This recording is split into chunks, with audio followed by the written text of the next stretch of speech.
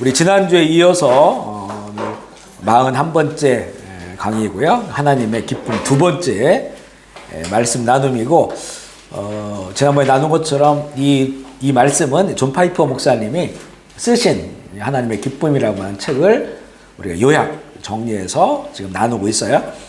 자료를 보시면요, 우리 지난주에 나눈 그런 말씀인데 일부의 말씀을 나눴는데, 그것은 기쁨의 주권자, 절대 행복, 절대 기쁨의 주관자를 바라보라. 여기서 이제 중요한 게 절대라는 말이에요. 절대. 우리가 일반적으로 우리 사람들의 삶의 존재에는 절대적인 것이 없어요. 다 상대적인 거지. 우리가 세상에 나온 것도 누구에 의하여 태어난 것이고, 또 이렇게 살아가는 것도 나를 비추어 볼 수 있는 것들도 다 그냥 상대 어떤 것들을 통해서 우리가 그런 관계를 맺고 그 속에서 이제는 살아가고 있는 것이죠. 혼자 사는 사람이 있다 할지라도 사실은 혼자 사는 게 아니고, 혼자 사는 그 공간은 누가 줬습니까? 어떤 사람이 줬고, 또 어떤 자연에 있는 재료를 갖다가 그 공간을 만들었고, 산에서 머리 깎고 산에 들어간다 할지라도 절대적으로 혼자 살 수가 없죠. 그죠? 절대적 존재로 살 수가 없어요. 다 상대적 존재로 살아갈 수밖에 없는, 우리는 다 상대적이다라고 하는 거죠. 그런데 하나님만이 절대적인 분입니다. 그래서 그분이 가지고 계신 그 기쁨이 절대 기쁨이에요. 절대 행복이고, 이것을 우리가 이제는 우리 지난주에 나눈 그것을 바라보고 그것을 사모하고, 이렇게 되면 그게 이제 하나님을 사랑하라 이런 말이고, 전심으로 사랑하라는 말이고, 그러면 그것이 우리 가운데 이렇게 우리가 그걸 담게 되고, 그 영향력 가운데 우리가 살아가게 되고, 그래서 그 하나님의 절대 행복, 절대 기쁨, 절대 즐거움, 이것 가운데 살아가게 되는 게 이제 구원의 은혜죠. 구원의 은혜를 우리가 누리게 됨을 나누었어요. 그래서 이제 우리 지난주에 하나님의 기쁨이 뭐냐라고 했을 때, 하나님은 충만한 사랑으로 아들을 기뻐하신다라는 내용 나누었고요.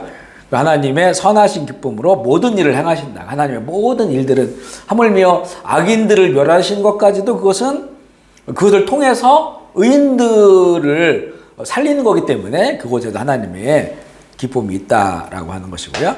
하나님은 넘치는 만족으로 창조세계를 기뻐하신다. 하나님은 자신의 이름이 알려지는 것을, 명성을 기뻐하신다 나눴고요. 하나님은 자신을 찬양할 민족을 기쁨으로 선택하신다. 그래서 이스라엘로부터 쭉 로마 해가지고 쭉 우리가 하나님께서 기쁨으로 선택하신 그런 민족들, 그들이 하나님을 찬양하는 걸 기뻐하신다라는 말씀을 나눴습니다. 오늘은 이어서 이제 6번째인데, 하나님은 우리 죄를 아들에게 지우기를 기뻐하신다는 내용이에요. 이사야 53장 10절 말씀 읽어보겠습니다. 시작. 여호와께서 그에게 상함을 받게 하시기를 원하사 질고를 당하게 하셨은즉 그의 영혼을 속건제물로 드리기에 이르면 그가 씨를 보게 되며 그의 날은 길 것이요 또 그의 손으로 여호와께서 기뻐하시는 뜻을 성취할. 그러니까 지금 여기서 이사야 53장에서 쭉 이사야가 예언한 이 모습 있잖아요. 아주 순수한 어린 양이 세상 죄를 짊어지고 죽는 거예요. 그가 질고를 겪는 거예요. 그런데 그 어린 양은 흠이 없어요. 순수한 어린 양입니다. 이 일을 하나님께서 이제는 언약으로 주신 거죠. 이런 일들이 일어나게 될 것이다. 그래서 보면 그에게 상함 받게 하시기를 원하사라고 했죠. 하나님이 원하신다는 거예요. 그의 아들이 유월절 어린 양이 되셔서 상함 받기를 원하고 질고를 당하게 하셨다. 그죠? 그래서 그 영혼을 속건제물로 드렸어요. 이거 속건제물이란 말이 중요하거든요. 그 구약에 보면 5대 제사가 있어요. 5대 제사. 번제, 태워드리는 제사가 있고, 화목제, 이거는 이제 어떤 평화를 위한 펠로십, 워십이요. 펠로십 오퍼링이에요. 이런 것도 있고요. 그리고 이제, 죄를 사함받기 위해서 드리는 게 속죄제와 속건제가 있어요. 그러니까 속죄제가 있는데 왜 속건제가 왜 필요할까? 같은 의미인데 죄를 사함받는 건데, 이게 왜 좀 다르냐면요. 속죄제는 말 그대로 하나님께 속죄를 받는 거예요. 죄사함을 받는 거예요. 내가 어떤 것들을 범죄했을 때 이걸 깨달아요. 아, 내가 죄를 졌구나라고 했을 때 그 죄를 가지고 하나님께 나가서 말씀에 따라 이렇게 속죄를 드리면 이게 죄사함 받는 거거든요. 속건제는 뭐냐면 내가 하나님께 죄사함을 받는데 어떤 죄에 있어서는 사람들에게 갚아야 될 게 있어요. 값을 치러야 돼요. 하나님께만 죄사함 받는 게 아니고 나의 잘못으로 인하여 상함을 받은 사람에게 그것에 대해서 갚아줘야 되는 거예요. 이게 속건제의 의미입니다. 근데 예수님은 어떻게 됐냐면 속건제물로 드렸다는 거예요. 그러니까 그 죄값을 치러야 된다는 거죠. 그 값을 갚아줘야 된다. 그래서 예수님께서 그 영혼을 속건제물로 드리신 것은 우리가 갚아야 될 그런 모든, 우리는 하나님께 죄 진 거는 하나님이 용서해 주시면 되는데 우리가 지은 죄들을 보면요, 사람들에게 그 해를 끼치고 상하게 하고 상처를 주고 이런 것들이 또 얼마나 많습니까? 그죠? 그거 갚아줘야 된단 말이죠. 그 속건제가. 그래서 이제는 예수님께서는 속건제물로 자신을 희생하셨는데 그게 바로 하나님이 원하시는 거였다. 하나님이 그렇게 하셨다. 그리고 이로써 그가 씨를 보게 된다는 거예요. 속건제물을 드렸는데 거기서 씨를 본다는 거예요. 이 씨는 결국에는 그 나를 위해 죽으신 예수를 믿고 이제 하나님의 자녀가 되는 자들을 말하는 거죠. 그 씨를 너희가 보게 될 것이고 그의 날은 길 것이다. 영원한 그런 날이 주어지고 그의 손으로 여호와께서 기뻐하시는 뜻을 성취하리라. 그러니까 이 모든 것들이 어린 양, 유월절 어린 양이 땅에 오셔서 이렇게 질고를 당하시고 상하고 죄를 짊어지고 죽으시는 것은 하나님의 기뻐하신 뜻이라는 거예요. 기뻐하신 뜻. 그러니까 이제 우리 인간적으로 보면 자기 아들을 희생시키는데 그게 아버지의 기쁨이 되겠느냐. 그렇잖아요. 그런데 그게 이제 이 아들의 죄 때문에 희생되는 거라면 그러면 이게 굉장히 가슴 아픈 일인데, 그런데 나의 아들이 희생되는 것이 수많은 영혼들을 살리는 그런 그 유일한 방법이기 때문에 하나님이 이런 모든 일들을 성취하는 것에 대해서 기뻐하신다는 거예요. 그러니까 우리의 죄를 아들에게 지우시기를 기뻐하신다. 이 기쁨이 하나님께 있다는 것이죠. 그러면 여기서 이제 이런 질문을 해요. 누가 예수를 죽였는가라고 하는 거예요. 누가 예수를 죽였는가? 그러니까 보면 이 대답은 여러 가지로 할 수가 있어요. 역사적으로 보면 이스라엘 사람들, 당시의 제사장이나 종교인들이, 유대교 종교인들이 예수를 죽였다. 이것은 틀린 말이 아니죠. 그런데 결국 사형을 선고한 거는 로마에서 파견된 총독의 빌라도 총독. 왜냐하면 당시에 사형을 언도할 수 있는 사람은 이 총독밖에 없어요. 그죠? 로마의 권력밖에 없다는 거죠. 왜? 로마의 식민지니까. 그 식민지 사람들이 자기들이 재판해서 그걸 할 수가 없단 말이에요. 그러니까 그것도 팩트예요. 그죠? 빌라도가, 로마의 총독 빌라도가 예수님을 죽였다. 이것도 팩트예요. 그리고 우리가 이제 예수님을 영접하고 느낀 게 뭐냐면, 내 죄 때문에 예수님이 죽으셨으니까 사실은 나 때문에 죽으신 거다. 우리도 그렇게 믿고 있어요. 영적으로 우리는 예수님 사건을 그렇게 받아들여요. 예수님이 죽으신 것은 결국에는 우리가 2000년 후의 사람이지만 예수님이 우리 역사의 모든 인류의 죄를 담당하신 거기 때문에 내 죄를 짊어지시기 위하여 대신 갚아주기 위해 죽은 거다. 내가 주님을 죽였구나. 이렇게도 영적으로 우리가 얘기할 수 있단 말이에요. 그런데 이게 하나님의 주권이라고 한다면 큰 하나님의 섭리로 봤을 때 결국에는 이거는 하나님께서 그 생명을 내어주신 거죠. 이게 하나님의 허락이 없으면 이게 가능하겠습니까? 예수님도 겟세마네에서 기도하잖아요. 아버지라고 부르면서 이 잔을 내게서 좀 옮겨달라. 나를 좀 살려달라는 거잖아요. 그런데 그렇게 한참 기도하다가 내린 예수님 결론은 뭐냐면 내 뜻대로 하지 마십시오. 아버지 뜻대로 하십시오. 그 아버지 뜻은 무엇이겠어요? 그죠? 네가 그 길을 가야 된다라는 거잖아요. 결국에는 그러니까 하나님의 섭리와 주권으로 봤을 때는 결국 하나님께서 자기와 동일한 아들 하나님을 희생시킨 것이니까 결국에는 하나님 스스로가 희생한 거죠. 나와 뗄 수 없는 그런 그 존재 영적인 우리 인간과 다르잖아요. 하나님의 그 영적 뗄 수 없는 삼위일체의 그런 관계에서 이게 분리돼가지고 결국에는 사람이 되셔서 대신 십자가에 죽으신 거니까 하나님 스스로가 자기를 희생시킨 것과 마찬가지의 그런 거. 그래서 이거를 보면요, 하나님의 불가해한 사랑이라는 거죠. 우리의 그냥 이성으로는, 우리의 지성으로는 이해할 수 없는 그런 사랑이다.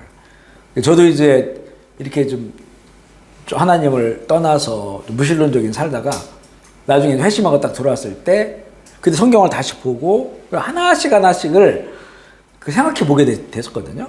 그때 몇 년 동안 참 이걸 이해하려고 되게 애썼어요.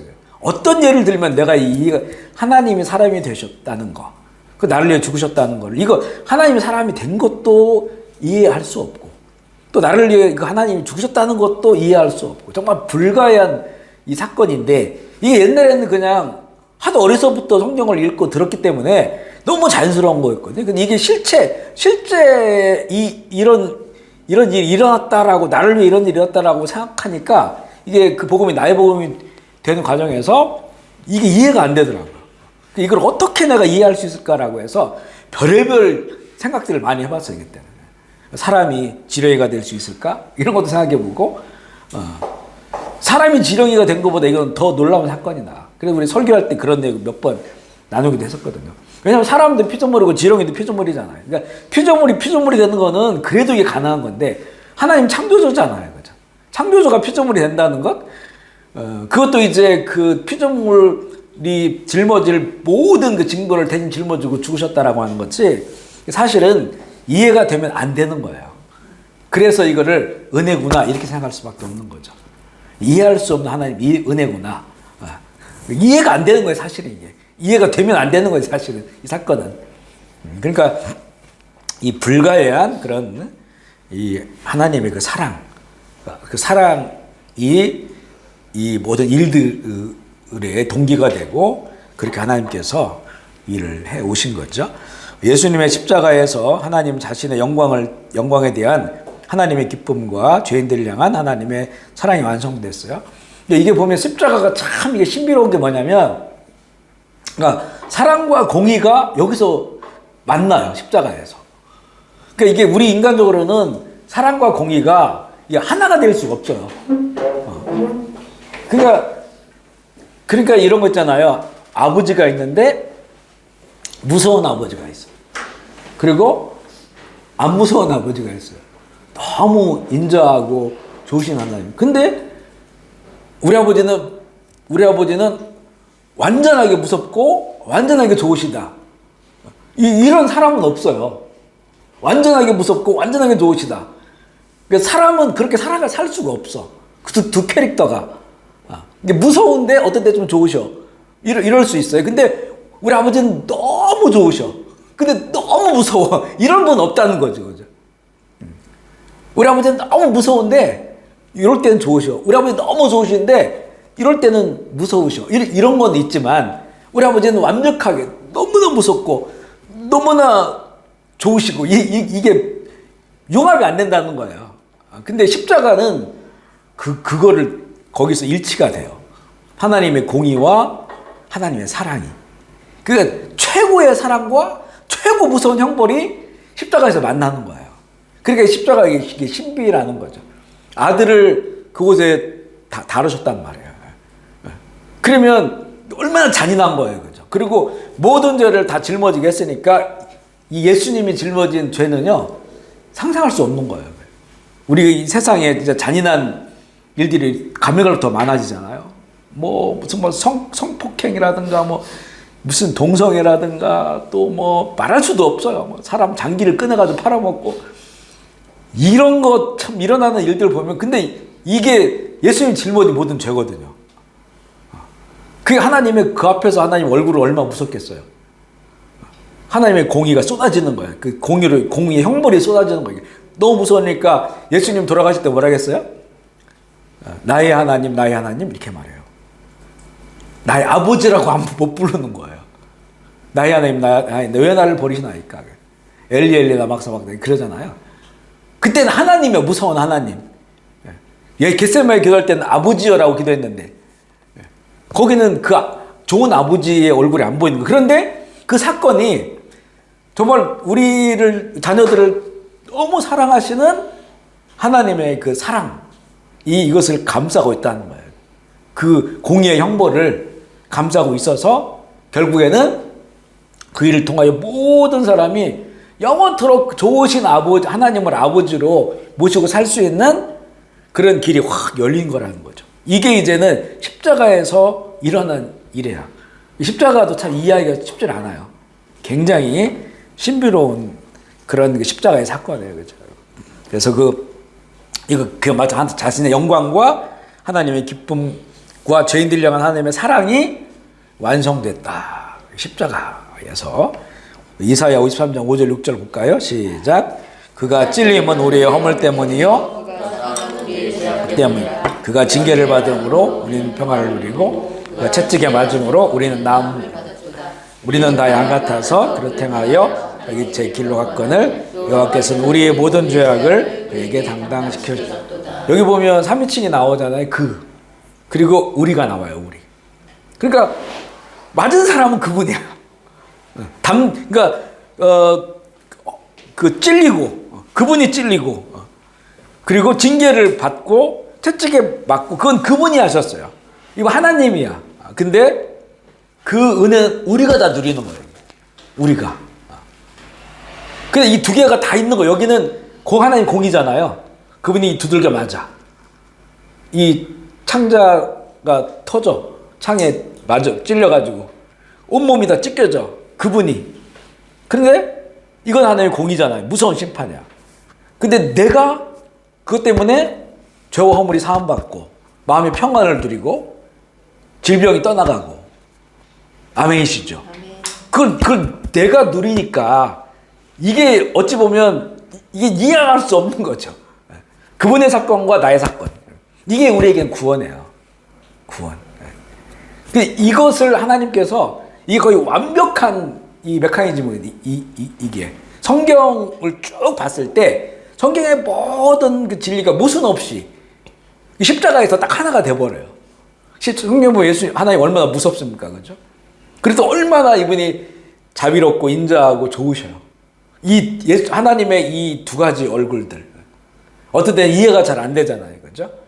너무나 죄에 대해서 무서운 하나님이에요. 저들을 진멸하라, 호흡 있는 걸 다 죽여버려라. 거기는 누구만큼도 자비가 없어요.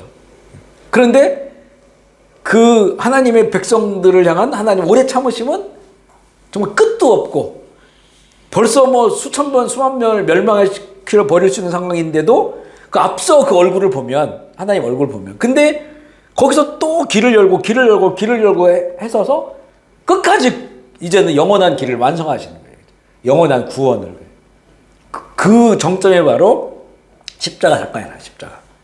예수님이 그렇게 하심으로 그래 하나님의 그 무서운 얼굴과 너무 좋은 그 아버지 얼굴이 거기서 하나가 되는 거죠. 우리에게는 이제는 그 십자가를 받아들이면 우리는 아버지의 그 좋은 아버지의 그 얼굴 있잖아요. 그 얼굴을 영원토록 본다는 거예요. 하나님의 자녀가 돼서.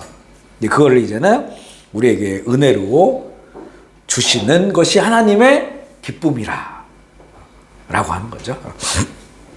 두 번째 보면 이거는 지금 이 두 번째는 하나님이 우리의 죄를 아들의 지으시길 기뻐하신다라고 한 큰 항목의 두 번째예요. 아버지의 영광을 회복하고 죄인들을 의롭게 하시는. 이게 하나님의 기쁨이 여기 있다는 거예요.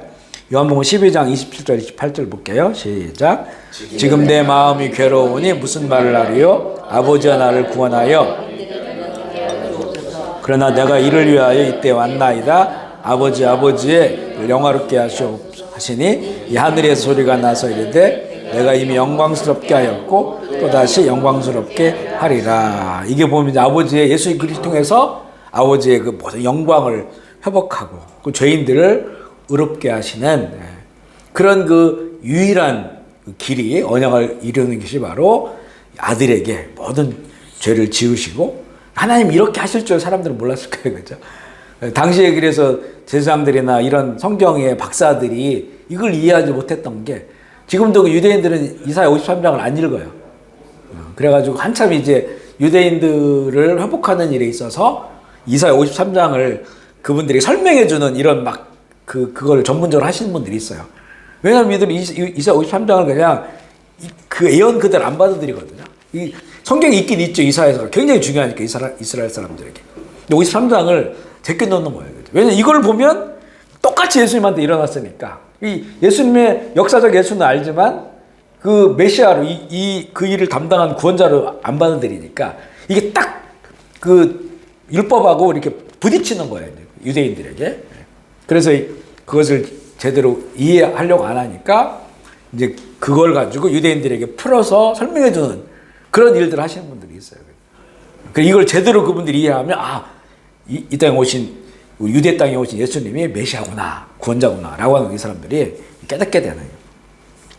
이게 이제 1부가 이렇게 끝나고요. 2부는 기쁨의 동행인데 따라서 해볼까요? 하나님이 기뻐하시는 일을 행하라. 아멘이시죠? 하나님께서 기뻐하시는 일을 행하라. 첫 번째 보면 그러면 우리가 뭘 해야 되냐?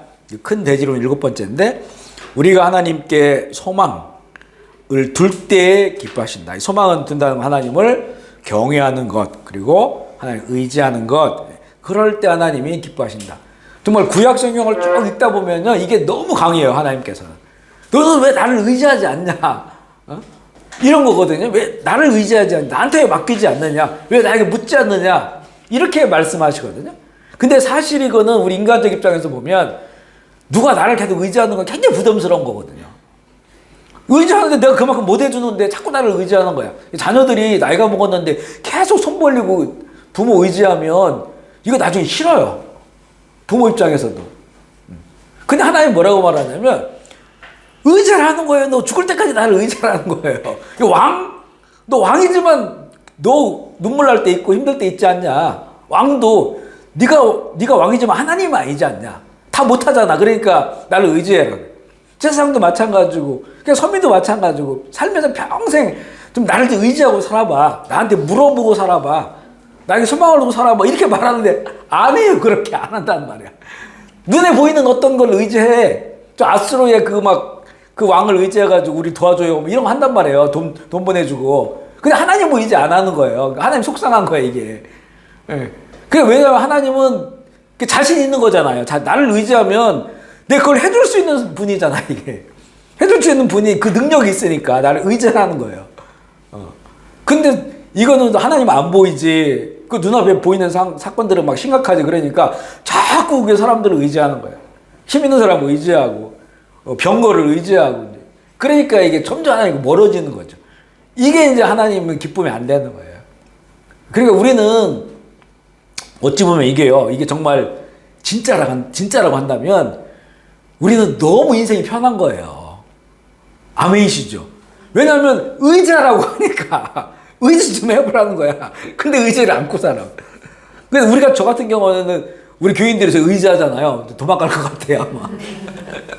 저기 좀 멀리서 좀 있으라고. 자꾸 좀, 그럼 내가 어떻게 살아요? 살 수가 없지. 날마다 전화하고, 이렇게 하면, 좀 도와달라고 그러고, 기도해달라고 하면 너무 좋지만, 그래도 그게 기도 다 부담이 돼요. 우리 인간들한테는 다. 근데 하나님은 의지하라는 거잖아요. 근데 우리가 의지를 안 하는 거예요.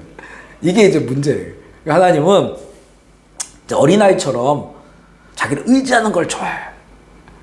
다윗을 그래 좋아하신 거예요, 하나님께서. 저희 예전에 우리 그 큰딸이 한번 그랬어요. 어렸을 때 묵상을 하다가 시편을 보니까 이 다윗이 이 사람이 이렇게밖에 안 되는데 하나님 왜 이 사람을 좋아하느냐. 보면 다윗은 보면 저 나쁜 놈들을 하나님 죽여주세요. 저들은 고자가 되게 해주세요. 이런 말도 나와요. 자녀를 보지 못하게 해주세요. 망하게 해주세요. 너무 그 왕이 이게 다 고자질하고 이르고 이게 다윗을 왜 하나님에게 좋아하시냐. 제가 그래서 얘기했죠. 그렇기 때문에 다윗을 좋아하는 거다. 당시의 왕은 그것도 다윗 왕은 이스라엘뿐만 아니라 성경을 쭉 읽으면 당시에 다윗과 솔로몬 시대는 그때 무슨 바벨론이나 이런 나라만큼 아니었지만 그 모든 주변을 다스렸어요. 가장 강력한 파워를 가지셨단 말이에요. 그 왕이 다윗 왕이에요. 지금도 이스라엘 국기의 별이 다윗의 별이잖아요. 그 영광을 회복하고 싶은 거예요. 근데 다윗은 자기가 할 수 있잖아.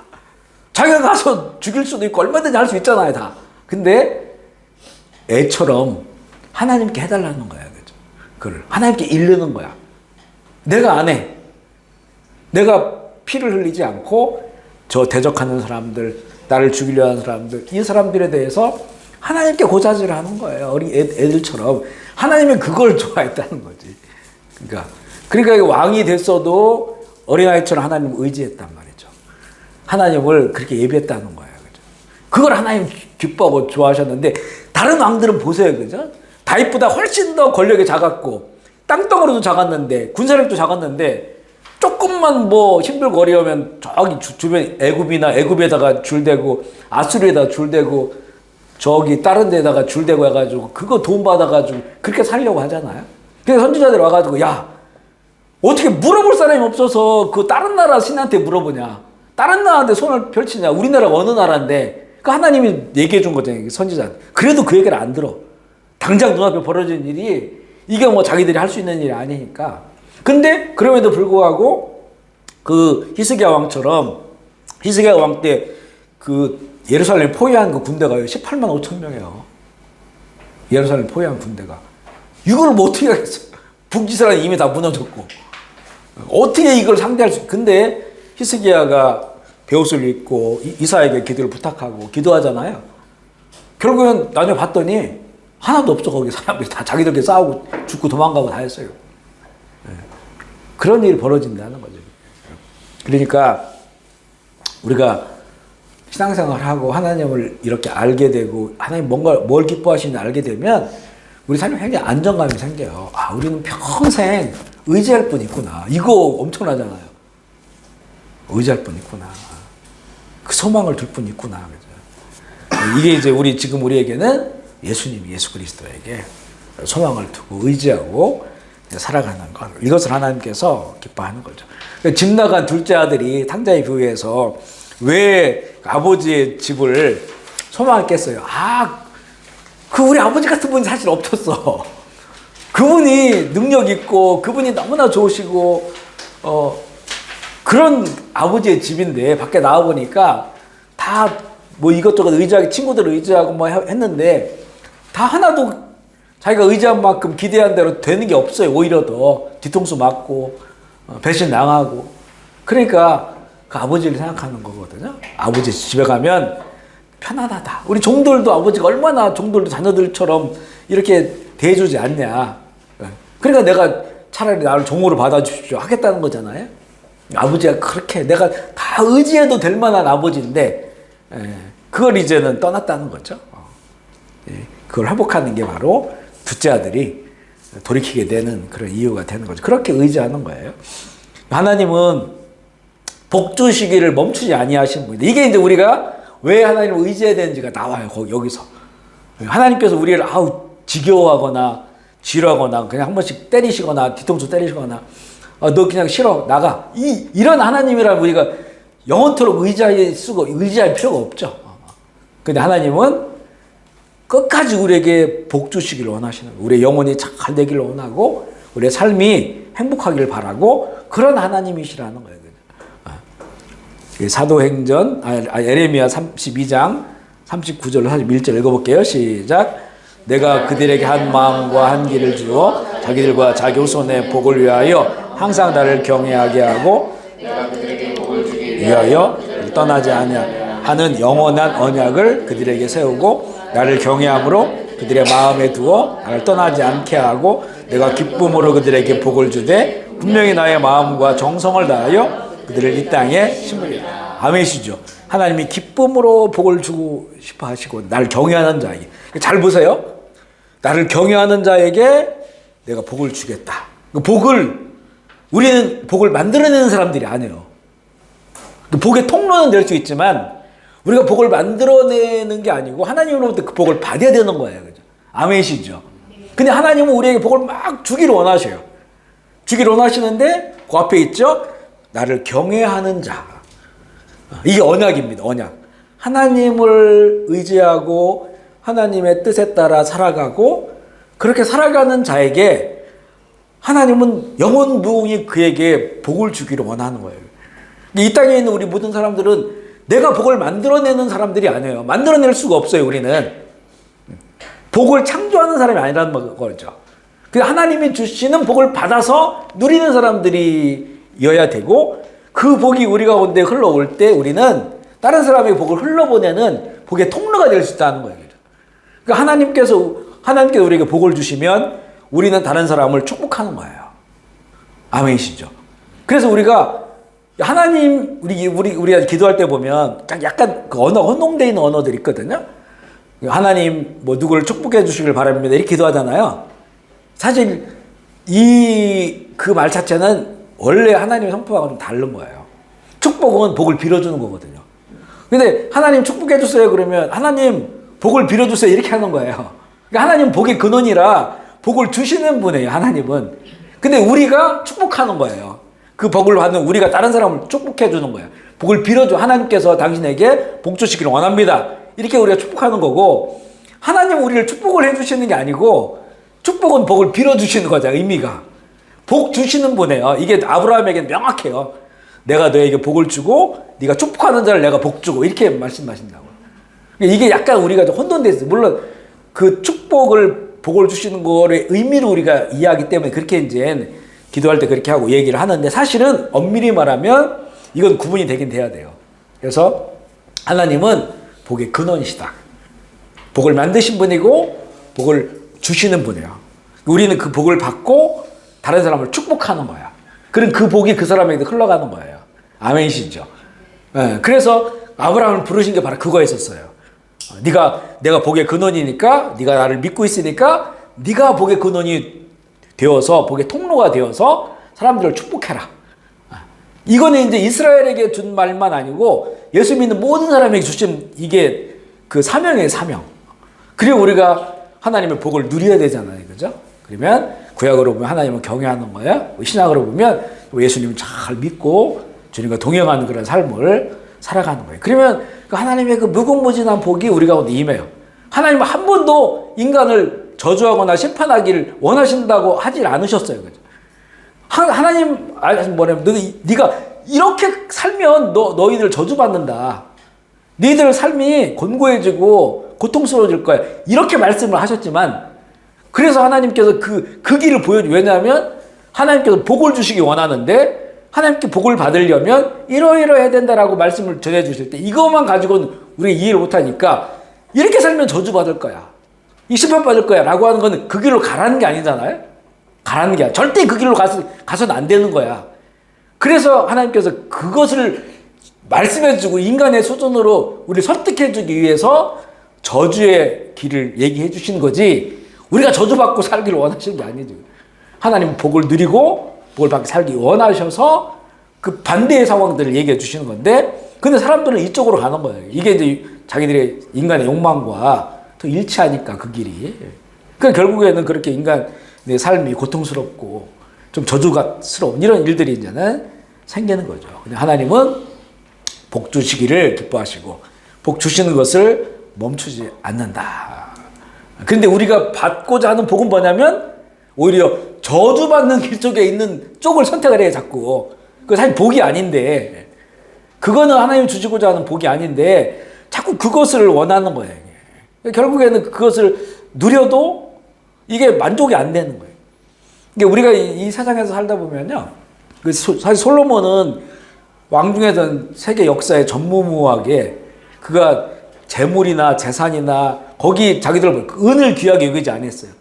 완전 금덩어리로 다 만들어버리고 온갖 저쪽 유럽에 배를 보내가지고 공작 같은 거, 원숭이 이런 거 수입해가지고 그런 것도 옆에 놓고 동물원도 만들고, 모르는 것도 없었고, 지혜나 또 어떤 그 생각이나 또 통치에 관련된 것들이나 아니면 그 가지고 누렸던 재물들이나 이런 것들은 전무후무하거든요. 그런데 그 솔로몬이 허무하다 하잖아요. 허무하다. 똑같아요. 우리 지금 시대도 아마 우리가 이 정도 나이 먹었으면 알 거예요.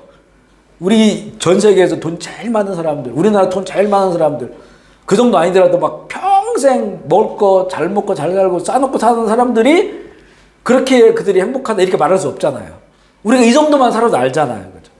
그리고 높은 권력을 가지고 있거나 힘을 가지고 있거나 그것 때문에 그 사람들이 그 사람이나 그 사람의 자녀들이나 그 사람의 가정이 행복하다.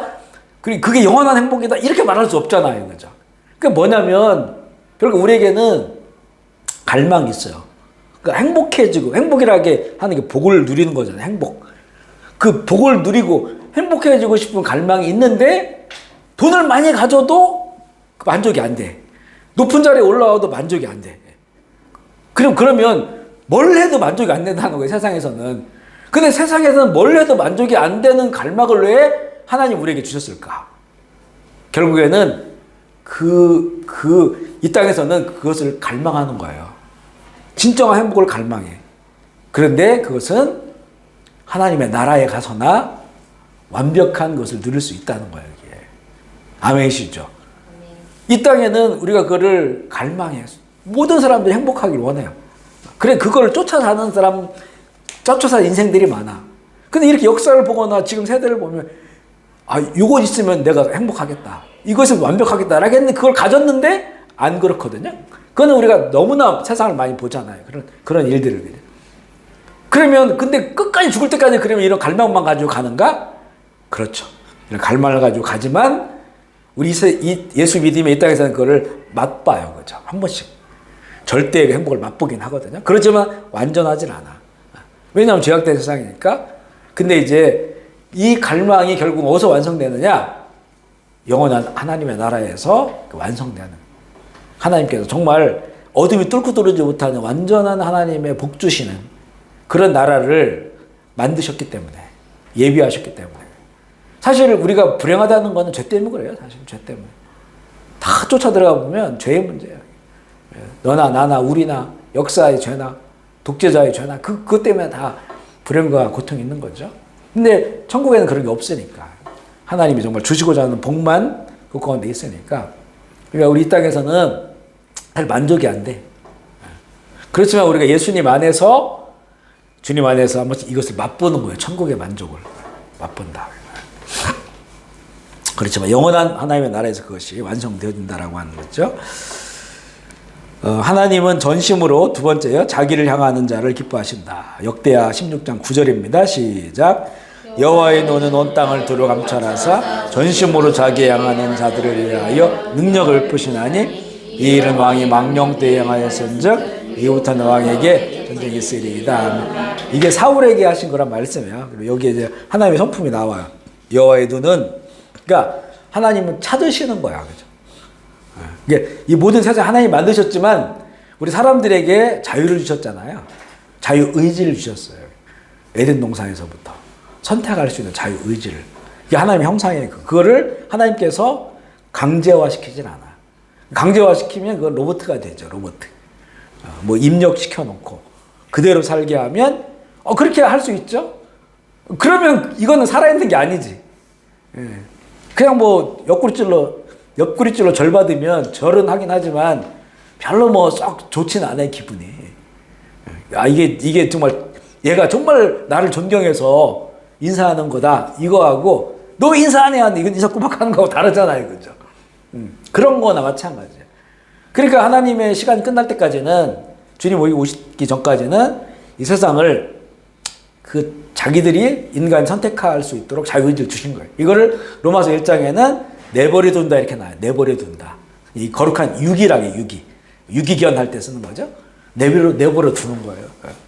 근데 이제 그러면서 하나님 찾으시는 거야. 이런 세상 속에서 누가 나를 바라보고 그 마음을 전심으로 하나님을 향해서 그분을 기뻐하고 그분의 뜻을 구하는 사람이 누가 있을까? 이게 예수님께서도 요한복음 4장에 수가성 여인과 말할 때, 그죠? 하나님은 예배한 자를 찾으시나요? 그죠? 수많은 사람들 가운데 또 하나님을 안다고 하는 사람들도 있잖아요. 이거 찾아보시는 거예요. 그죠? 거기에서 진정으로, 전심으로 하나님을 향해서 그분을 사랑하고 기뻐하고 예배하는 자를 하나님 찾으셔요. 그들에게 하나님께서 은혜를 베풀어 주시는 거죠. 그 하나님의 얼굴빛을 비춰주셔요. 그분들에게, 그 사람들에게. 이게 이제 우리들에게 복이 되는 거예요. 복이 된다. 근데 이제 가면 갈수록 하나님 찾으시는 분들이 이제 줄어드는 거죠. 줄어드는 세상. 전심으로, 전심이라고 하면 마음이 가득한 걸 말하잖아요. 충만한 걸 말해, 가득한 거. 다른 게 없어, 내 마음에. 그러니까 모르겠어요. 우리가 평소에는 우리 마음에 복잡해. 여러 가지가 있어요, 삶의 주제가. 근데 우리가 하나님을 예배할 때, 또 하나님을 바라볼 때, 이런 것들이 내 주변에 많이 있지만 이런 것들은 나에게 그 하나님을 향한 마음과는 비할 바가 아니야. 비교할 수가 없어. 이런 마음을 가진 자들이죠. 그렇게 하나님을 바라보고 의지하고 살아가는 그런 사람을 하나님께서 찾으신다. 세 번째는 하나님의 기쁨은 그 무엇도 멈추지 못하게 한다는 거예요. 스바냐 3장 17절입니다. 시작. 너희 하나님 여호와가 너희 가운데 계시니 그가 너로 말미암아 기쁨을 이기지 못하시며 너를 잠잠히 사랑하시며 즐거이 부르며 기뻐하시리라. 아멘이시죠? 하나님의 마음을 보여주고 있는 거예요. 하나님의 마음을. 너로 말미암아 기쁨을 이기지 못하시고 너를 잠잠히 사랑하지. 저 아버님이 옛날에 우리 아버님이 설교하실 때 아버님 말씀이 설교하셨던 걸 수십 년 설교하셨는데 우리가 듣고 자랐잖아요. 많은 게 기억이 안 나는데 이 구절을 말씀할 때 기억이 나요. 그러니까 진짜 사랑하면 잠잠히 사랑하는 거다. 진짜 기뻐하면 잠잠히 기뻐하고 진짜 슬프면 잠잠히 슬퍼한다. 이렇게 그 말씀이 설교하시는 중에 그 기억이 나요. 너무 기뻐하니까 흥분하지 않고 깊은 곳에서 그를 이렇게 기뻐하는 거죠. 아버지의 기쁨이죠. 아버지의 기쁨. 어머니들은 막 이렇게 떠들고 이러면서 막 안아주고 막 기뻐하고 아버지는 뒤에서 그죠? 속으로 기뻐하는 거예요. 그런 기쁨이 멈추지 않고 하나님의 자녀들에게 또 하나님 자기를 향하는 자들에게 그런 그 기쁨으로 기뻐하시고 그렇게 부르시고 기뻐하신다는 말씀이고 네 번째는 우리가 어떻게 하나님을 기쁘게 할 수 있을까? 시편 147편 10절 11절입니다. 시작.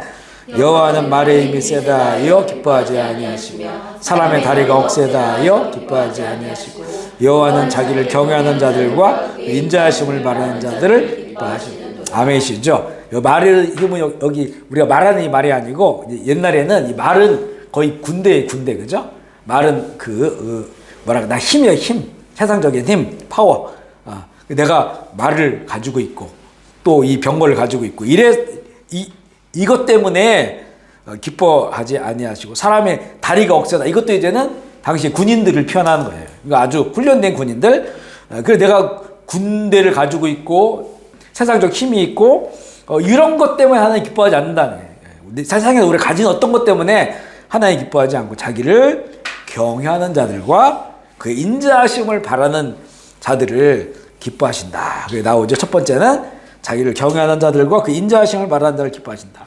하나님을 경외한다고 하는 건 이곳에 보면 거룩한 두려움이 있는 거거든요. 경외라는 단어는 하나님을 두려워하는데 무서워하는 게 아니고 거룩한 두려움을 갖는데 그런데 또 그의 인자하심을 바란다는 거예요. 하나님 무서운 분이야, 두려운 분이야.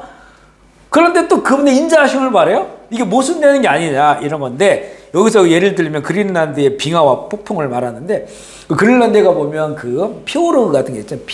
빙하 어마어마하게 있으면 옆에 그걸 쳐다보면 아주 막 두려워요. 그것도 밤에는 더 그렇고 그 빙하를 올라간다고 생각해 보세요. 그죠? 네, 그걸 이제 거기 올라가는 사람들 있잖아요. 빙하를 특별히 훈련받는 사람들이 거기를 막 올라가. 이거를 참 두려운 거죠. 저 끝까지 펼쳐진 빙하 위로 올라간다는 것이 미끄러지면 죽는 거잖아요. 근데 이렇게 그 빙하에 올라가는데 폭풍이 불어요. 밖에. 폭풍이 불으니까 막 날아갈 것 같으니까 얼마나 두려워요. 그런데 그 빙하 가운데 갈라진 틈이 있어요. 그 갈라진 틈에 들어간 거야. 그러니까 밖에 폭풍이 부는데 빙하 속에 탁 들어가 있으니까 안전한 거예요. 그러니까 빙하가 사람을 두렵게 해요. 두렵게 하는데 폭풍 가운데 밖에 사냥 폭풍 가운데서 빙하 속으로 들어가니까 거기에는 조용한 거예요. 그것과 마찬가지라는 거죠. 하나님을 두려워하라. 경외하라. 그 하나님의 인자하심을 사모해라. 그러니까 그 빙하 속에 빙하는 두려운 거지만 그 빙하의 갈라진 틈 속에 거기에 머물러 있는 거는 안전하고 평화롭고 나를 지켜주시는 그런 은혜를 주신다는 거예요. 그걸로 이렇게 이 책에는 그렇게 이걸 설명하려서 했어요. 두려움과 인자함을 그렇게 설명을 했고, 둘째, 말과 사람의 다리에 소망을 두지 않는 자는 기뻐하신다. 튼튼한 말 또는 다리가 잘못됐다는 게 아니죠. 하나님의 피조물을 의지하지 말고 그것을 만드신 분을 의지하는 거예요. 그죠? 하나님께서 만든 걸 의지하지 말고, 보면 하나님께서 이 이스라엘 향해서도 선지자를 보내는 게 뭐냐면, 야, 왜 해와 달과 별들에다가 절을 하느냐? 왜 저 큰 나무에다가, 왜 바위에다가 절을 하느냐? 야, 그거 하나님 만든 거잖아, 그게. 그 만든 거에다 그렇게 절을 하고, 거기에다가 무슨 뭐 잘해달라고 의지하고, 이게 말이 되냐? 그걸 만드신 분을 바라봐야지. 근데 그게 우리가 그래요, 사실은. 이게 너무 웃긴 얘기 같지만, 세상이 다 그렇다니까, 보면요. 하나님이 만들어 놓은 어떤 것을 가지고, 거기를 다 의지하고 살아가는 거야. 그걸 만드신 하나님을 바라보지 못하고. 그러니까 이렇게 저 달을 가리키는 손끝으로 가리키잖아요. 손끝. 달을 봐 그러는데 요 끝에만 쳐다보고 있는 거예요. 그렇죠? 저 달을 안 보고 그거 마찬가지라는 거죠. 이걸 만드신 분을 바라보고 그분을 경외하며 살아가야 되는데, 그분이 만들어 놓은 어떤 것들, 이거는 다 영원하지 못하잖아요. 거기에다가 다 소망을 두고 마음을 두고 살아가는, 이게 사실 우상들이죠. 우상들. 그걸 이제 안타까워 하시는 거예요. 우리 시편 20편 7절 말씀 읽어보겠습니다. 시작. 어떤 사람은 병과 어떤 사람은 말을 의지하나 우리는 여호와 우리 하나님을 자랑. 아멘이시죠? 이 어떤 사람이 돼서는 안 되는 거예요. 그렇죠? 어떤 사람들은 이 세상에 있는 내가 또 가지고 있는 것, 내가 갖고자 하는 것들을 의지하며 살아가지만, 우리는 여호와 우리 하나님의 이름을 자랑하리로다 이렇게 되어 있죠. 하나님은 그분의 사랑에 희망을 두는 자들을 기뻐하신다. 하나님은 그분의 합당한 자리에 있기를 원하셔요. 우리가 하나님의 합당한 자리를 인정해야 되는 거죠. 합당한 자리. 그분이 영광 받으실 보좌. 우리의 마음을 잘 들여봐야 돼요. 우리 마음에 정말 주님께서 내 자리에 그 중심에 계시는지, 아니면 밀려서 계시는지, 밀려서 저 밑에 어디에 계시고 이 중심에는 다른 것이 들어와 있는지를 우리는 점검해 볼 필요가 있고요. 모든 필요를 만족해 하시는 피난처이시며 보물 되시는 그분께 우리의 희망을 두라. 하나님은 이런 반응을 온 마음으로 기뻐하신다는 거죠. 하나님의 은혜의 영광을 드높이고 우리 영혼의 갈망을 충족시켜 주시는 그런 은혜와 복을 우리에게 주시기를 원하십니다. 2페이지에 8번입니다. 8번. 우리가 정직하게 기도, 예배할 때 기뻐하신다. 하나님 기뻐하신다는 거예요, 우리를. 잠언 15장 8절 읽어볼게요. 시작. 악인의 제사는 여호와께서 미워하여서도 연자의 기도는 그가 기뻐하시느니라. 하나님은 요구하시는 것보다 필요를 채워주시기를 훨씬 더 기뻐하시는 분이다. 무슨 말인지 이해가 되죠? 기도가 하나님의 기쁨이 되는 것은 기도를 통해 우리가 얼마나 가난한지, 또 우리가 얼마나 약한지, 하나님의 은혜는 얼마나 풍성한지가 드러나서이기 때문에 그래요. 기도는 하나님의 영광의 부요함을 높이고 인간의 영혼의 갈망을 채워주는 놀라운 시간이다. 그러므로 하나님은 정직한 자의 기도를 기뻐하시는데, 그래서 사실 이 존 파이프 목사님의 이런 그 명제들 있잖아요. 우리 하나님은 요구하시기보다 필요를 채워주시기 훨씬 더 기뻐하신다. 근데 필요를 채워주시는 건 우리가 필요하다라고 말해야 되잖아요. 그것이 바로 우리 기도라는 거예요. 우리가 약하니까, 부족하니까, 더 필요하니까 하나님께 그걸 구하는 거예요. 그때 하나님께서 채워주시는 거예요. 그러니까 앞서 우리가 말하는 게 하나님은 자기를 의지하는 자를 기뻐하신다고 했잖아요. 마찬가지예요. 하나님 의지한다고 하는 거 하나님 인정하는 거잖아요. 이분은 전능하신, 우리 아버지는 전능하신 하나님이야. 그분은 무슨 일이든지 하실 수 있고, 또 내 기도를 들어주시고, 그분은 못하시는 것이 없으신 분이야 라고 하는 그 인정이 되니까 하나님 의지하게 되고, 의지하니까 하나님께 기도하는 거잖아요. 기도. 그러니까 기도가 우리 하나님을 높여드리는 기도도 있고, 그리고 내가 하나님의 뜻에 따라 살겠습니다. 나를 도와주십시오. 라고 기도도 하고요. 또 아니면 우리의 삶을 살면서 내가 이러이러한 것들이 부족하고 필요하니 하나님 나에게 공급해 주세요. 라고도 기도할 수 있어요. 그러니까 그 응답은 하나님께서 가장 적절한 것으로 또 가장 적절한 때에 해주시는 거니까 우리가 삶을 살면서 하나님께 우리의 그 부족함을 연약함을 그리고 또 하나님의 뜻을 위하여 기도하는 것을 기뻐하신다. 그런데 이제 정직한 기도라 정직한 기도. 여기 제사도 거기 나오죠. 1번 왜 제사 행위를 악한 제사라고 말하느냐 이건데 로마서 14장 23절을 먼저 읽어볼게요. 시작. 의심하고 먹는 자는 정죄되었나니 이는 믿음을 따라하지 않았기 때문이라. 믿음을 따라하지 않은 것은 다 죄니라 이렇게 돼요. 그러니까 제사가 악하다? 제사 자체가 악한 게 아니잖아요. 하나님을 예배하는 건 예배가 그 악합니까? 근데 여기서 왜 악한 제사라고 하나님은 그 앞서서 그 표현을 했을까? 뭐냐면 그 제사와 같이 예배와 같이 선한 행위도 중심이 예배를 드리는 자, 제사를 드리는 자가 중심이 부패하면 이게 썩어버리면 그러면 이제는 그게 악한 거라는 거예요. 그러니까 그것을 표현할 때 믿음으로 하지 아니하는 거라고 한 거예요.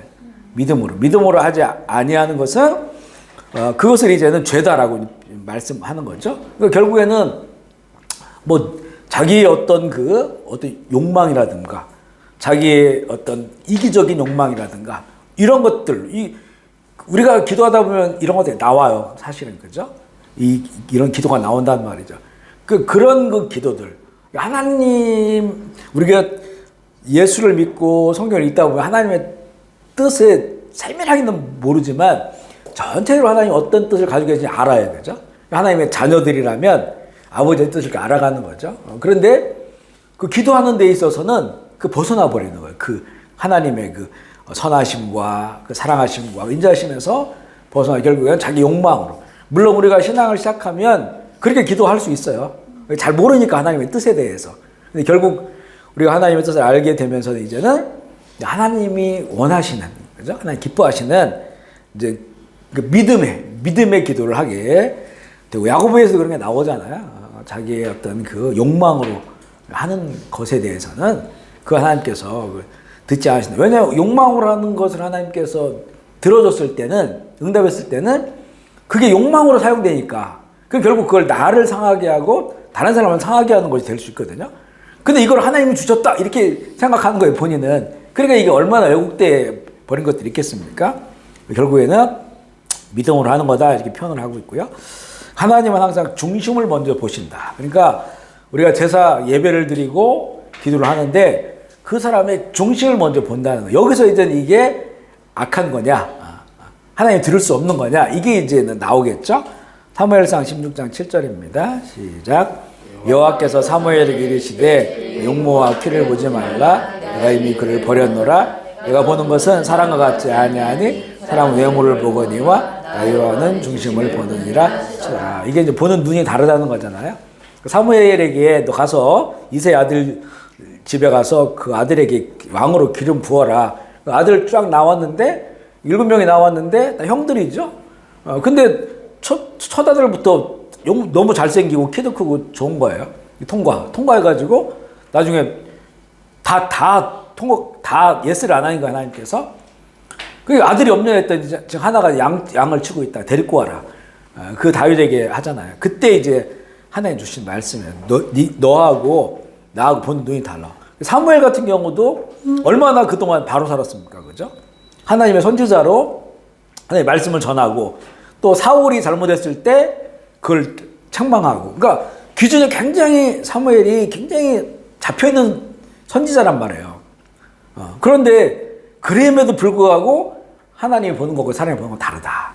하나님은 중심을 바로 보신다는 거예요. 사람은 우리가 아무리 훈련하고 아무리 성찰력 있고 해도 그 중심을 보기가 상당히 어려워. 중심을. 그죠? 그래서 오해를 많이 하고 편견을 갖게 되고 선입견이 생기고 이런 게 참 많아요. 근데 하나님은 중심을 보신다. 그래서 예수님도 중심을 보시잖아요. 보면 이제 헌금을 많이 가지고 나와가지고 막 드리면서 사람들 막 많이 보는 데에서 그걸 드리고 내가 이렇게 헌금 드리고 내가 저 사람들처럼 저렇게 토색하지 않고 두둑지 않게 감사합니다 하고 또 어떤 과부는이죠. 두렵던 막 동전을 그거를 이제 막 고개 숙이고 와가지고 막 부끄러운 듯이 그걸 내는 주님 중심을 보잖아요. 저 과부의 그걸 받으셨다고 하나님께서 그렇죠. 그렇게 이제 중심을 보시는 게 하나님 중심을 본다는 게 우리에게 굉장히 위로가 되는 게 뭐냐면 우리는 어떤 게 있냐면 신앙생활을 더 잘하려고 하면 잘할수록 부족함이 더 커지는 거예요. 스스로 느껴. 아, 내가 이렇게 하고 결단도 하고 이랬는데 이 정도밖에 난 안 되는구나. 또 내가 이렇구나. 이렇거든요. 그런데 그 내가 나의 행위를 보면 내가 하는 것들을 보면 이게 뭐 이래서 도저히 되겠느냐 싶을 정도의 이래서 내가 하나님을 정말 더 사랑할 수 있느냐. 그런데 내 마음은 그런 마음을 품는 거 있잖아요. 왜 그런 마음을 품겠습니까? 내 마음이 하나님, 내가 하나님 더 잘 믿고 싶습니다. 내 신앙생활을 더 잘하고 싶습니다. 그런데 이렇게 되네요, 나는. 이거를 하나님 보시는 거예요. 아멘이시죠? 그게 우리에게는 완벽하지 않은 우리들이 굉장히 위로가 돼. 저도 그래, 그게 보면. 늘 뭐 앞에서 뭐 가르치고 설교하니까 무슨 완벽한 것처럼 전혀 안 그렇잖아요. 넘어지고 또 실수하고 넘어지고 또 어떤 경우에는 죄와 싸우고 또 실패하고 이렇단 말이에요. 그런 이런 모습을 보면 어떻게 강단에 나가지고 이렇게 말씀을 전하고 할 수 있겠어요. 그렇죠? 이 좋은 말씀을. 그런데 이제 그래도 하나님 앞에서 기도하는 게 뭐냐면 그래도 마음이 중심이 하나님을 떠나지 않고 부패하지 않고 주님 사랑하는 거 알죠? 이런 것들이 있으니까 하나님 그걸 먼저 보시고 그걸 더 크게 보시니까 이런 행위의 부족함, 말의 부족함들 또 이런 부족함들이 있지만 그것 때문에 하나님의 중심을 보시기 때문에 만약에 하나님께서 외모만 보시는 분이다 이랬다가는 우리가 얼마나 언행 심사가 성경적이지 않은 게 얼마나 많습니까? 그죠? 맞는 일이 많겠죠? 그런데 중심을 보신다는 게 굉장히 우리에게 위로가 되는 거예요. 그런 하나님이시기 때문에 히브리서 11장 6절 볼게요. 시작. 믿음이 없이는 하나님을 기쁘게 하지 못하나니 하나님께 나아가는 자는 반드시 그가 계신 것과 자기를 찾는 자에게 상 주심이심을 아멘이시죠. 우리가 예배를 드리거나 기도를 하거나 봉사를 할 때 꼭 이거 하나님이 계신 것과 지금 여기 살아계시다. 그리고 우리가 기도하면 또 우리가 주님을 더 사랑하고 주님을 경외하면 그분은 분명히 우리를 기억해 주실 것이다. 상 주실 것이다. 이 믿음이 없이는 안 된다. 이 믿음 없으니까 자꾸 딴 거 얘기하고요. 자꾸 세상적인 것들을 얘기한단 말이죠. 하나님이 계신 것과 하나님 지금 여기 나와 함께 계십니다. 그분이 나의 기도를 들으십니다. 우리 새벽기도 나오면 날마다 하는 게 있어요. 그죠? 두 손을 가슴에 모으고 예수님은 나의 생명입니다. 예수님 나의 소망입니다. 하잖아요. 근데 보면 이게요. 참 우리가 몇 년을 했잖아요. 근데 참 신비한 게 뭐냐면 언제부터는 하면 주님 앞에 턱 와 계시는 듯한 느낌이 들어요. 예수님 생명입니다. 그러면 정말 주님이 내 생명이 되셔서 앞에 탁 서 계시고 예수님 나의 소망입니다 하면 정말 소망이 되셔서 앞에 탁 이렇게 얼굴을 보는 것처럼 그 예수님은 나의 기쁨입니다 하면 정말 같이 기뻐하고 나의 피난처입니다 하면 예수님은 커지고 나는 조그만해지고 예수님이 이렇게 나를 붙잡고 계시고 피난처.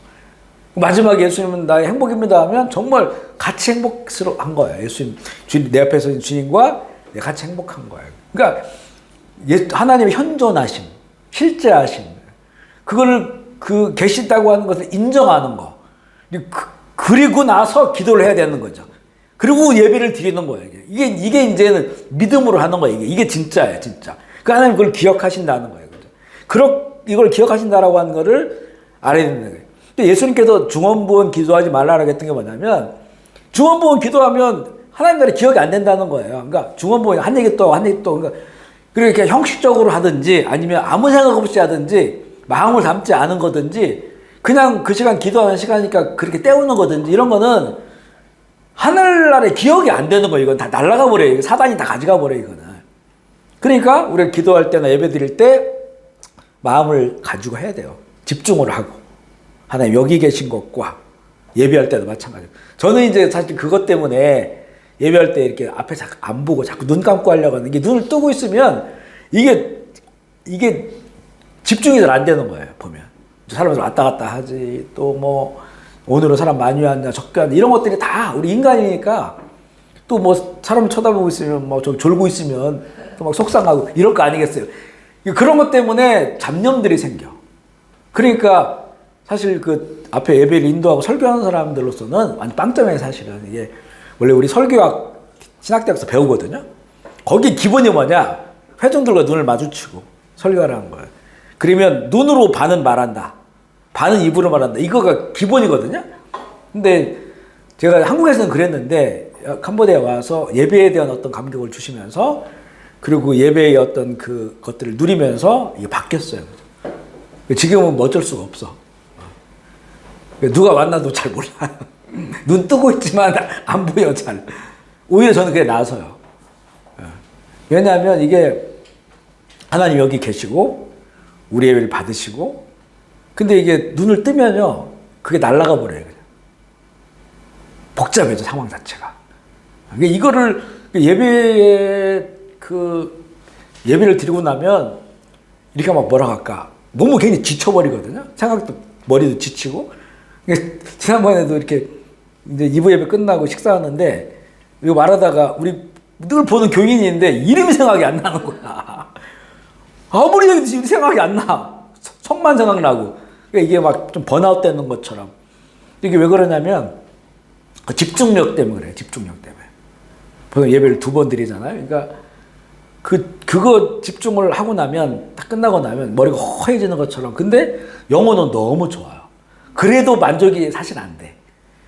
내가 오늘 예배 잘 이렇게 잘 못해요. 왜냐하면 또 그 중간에 막 사단의 공격이 있고 영적 전장이 있고 쓸데없는 생각들이 들어오고 그거 하면서도 그러니까 그 마음을 다 예배하라는 거잖아요. 마음을 다해서 그렇게 하고 싶은데 잘 안 돼. 그런데 그게 하고 싶어 정말로. 그래 갈망하는 마음이 있어요. 그죠? 그러니까 자꾸 사람 안 쳐다보고 예배 하나님께 집중해서 예배를 이렇게 드리려고 하긴 하는데 그게 하나님께서 이제 그런 예배를 받는 우리 기도할 때도요. 딴 생각하면서 기도하면 그 기도가 날아가 버렸다고 생각해야 돼요. 날아가 버렸다. 1시간을 기도해도 하나님 1분만 기억하실 수 있어요. 내 기도를. 1분만. 그게 중언부언 하지 말라 했던 예수님 말씀 그거예요. 어떻게 살아계신 하나님 앞에서 기도를 하는데 아무 생각 없이 아니 딴 생각하면서 말을 하면 하나님은 그걸 집중해서 들으시려고 하는데 딴 생각 가지고 하면 그게 안 맞잖아요. 맞질 않아요. 그러니까 1분을 기도해도 하나님을 여기 계심을 인정하고 그분의 보좌가 있음을 인정하고 그러고 기도해야 돼요. 그렇게. 어린아이 순수한 마음으로 그렇게 해야 돼요. 그런 기도의 습관들을 제가 사실 기도를 되게 못했거든요.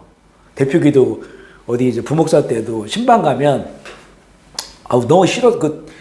부목사도 여러 명인데 그래도 제가 가서 1년 정도 지나니까 제일 먼저 온 사람이 된 거예요. 선임 목사가 돼가지고 어디 가면 막 저한테 담임 목사님 기도를 시키는 거예요. 신방 가고 하면 사람들 많은데 막 너무 버벅대고 생각하다가도 탁 막히고 그러니까 기도하는 게 되게 막 스트레스를 받았던 거예요. 신방 가서도 그렇고 연습도 하고 해도 잘 안 돼. 이 기도가 열리는 게 참 쉽지 않더라고요. 그런데 이제 언제부터 좀 나아지기 시작했냐면 딱 이거였었어요. 하나님 여기 계시다.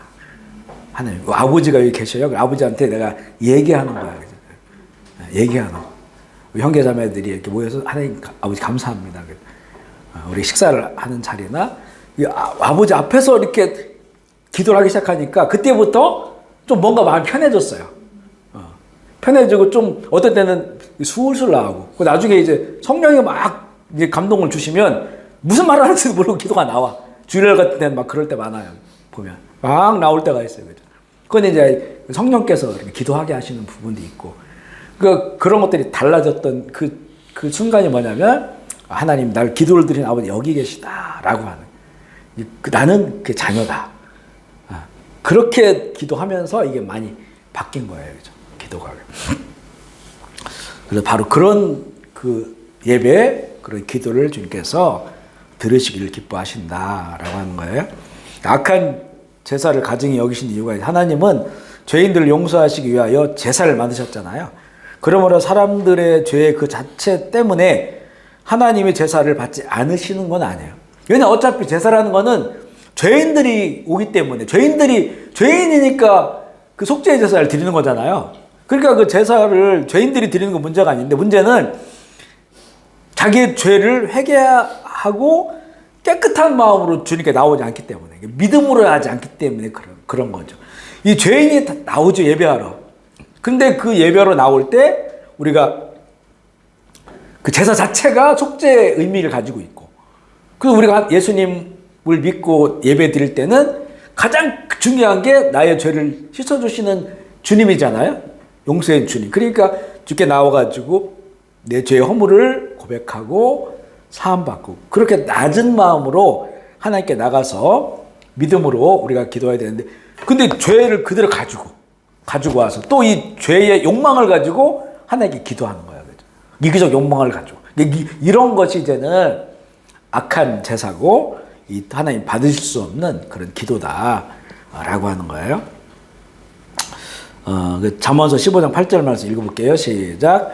악인의 제사는 여호와께서 미워하셔도 정직한 자의 기도는 그가 기뻐하시느니라. 아멘이시죠?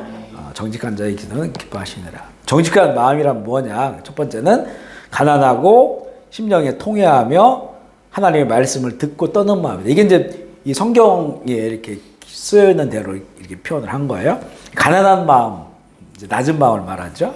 통회함, 이 자신을 먼저 보는 거예요. 자신을. 이게 좀 교만한 사람들은 다른 사람을 봐요, 자꾸.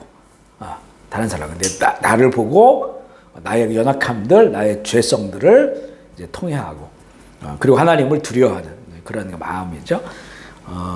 이사야 66장 2절 볼게요. 시작. 나 여호와가 말하노라, 내 손이 모든 것을 지었으므로 그들이 생겼느니라. 물론 마음이 가난하고 심령에 통회하며 내 말을 듣고 떠는 자, 그 사람을 내가 돌보려니와. 그렇고요. 두 번째는 정직한 마음은 스스로 낮추고 그의 얼굴, 하나님의 얼굴을 찾는, 얼굴을 구하는 그런 마음인데, 역대하 7장 14절입니다. 시작.